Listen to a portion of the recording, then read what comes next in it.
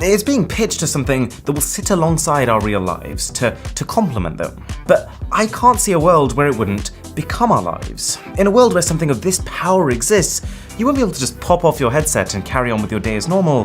The metaverse will feel no more optional than the internet does now. You'll need it for work to get the required productivity, you'll need it for social opportunities because that's where all your friends are, you'll need it because, relative to your life in the metaverse, your real life will kind of suck. Can you imagine every night taking off your headset and going from this handsome prince who's just won the approval of your entire clan on an intergalactic voyage to then seeing your actual self in the mirror and remembering that you're not that person, that you don't have the perfect face and body, and that you can never do the things that your avatar can do? The incentive won't be to start looking after our real selves because we can never get there. It'll be to actually put our headsets back on and spend even more time in the metaverse. And I think this will apply to jobs too.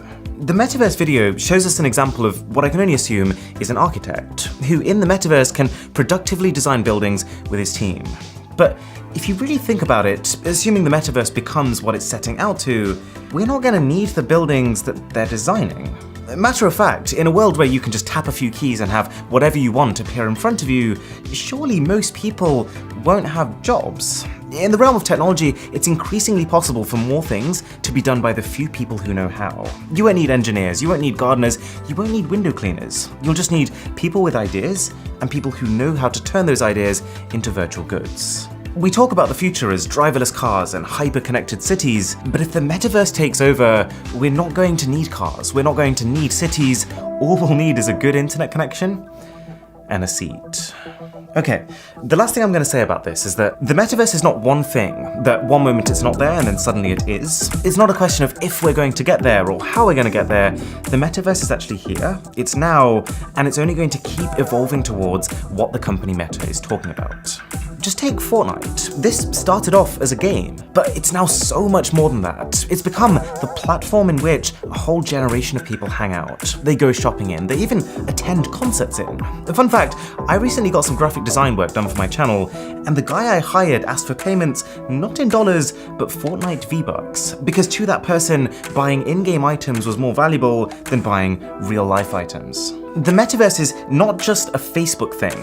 It's the universe that all of these big tech companies together are slowly but surely pouring tens of billion dollars into creating together. Facebook is just the first one to make its part in it official. I think it's an inevitable future, but there is one thing that I think could ease a lot of my concerns about it. To keep the metaverse open source, i.e. to make sure that all the code of how it's working remains public. So that'll mean less concerns about your data, less concerns about spying, it'll be less about trust us, your personal information is safe, more like I can see that my personal information is safe.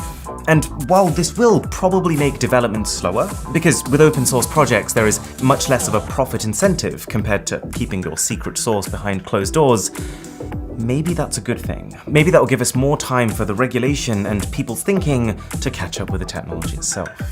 On the note of data though, you probably know the holidays are coming up. Black Friday, Cyber Monday, we're all about to be buying gifts from lots of different stores, signing up to lots of different services, and handing out our data like it's everyone's birthday. But let me ask you a question. Do you have any idea how many companies hold this data?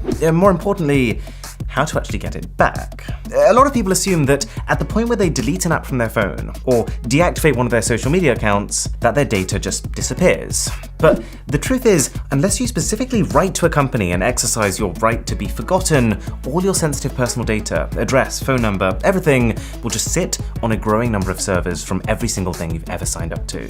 And, well, it goes without saying, the more servers, the higher the risk of a leak. And this is what Mine is trying to counter. They're the sponsors of this video, and their app gives you a visual summary of exactly which companies know what about you, and then how to get it back. So if I sign up with my email address on saymine.com, I can see that, oh dear, 751 companies have my data. So the idea is that I can just click on any one of these companies, it'll tell me what type of data they hold, the risk level they have for a data breach, and then I can just hit reclaim if I decide that I don't want them to have it any longer. And that's it. With Mine, I can send a data erasure request to that company from my inbox. So,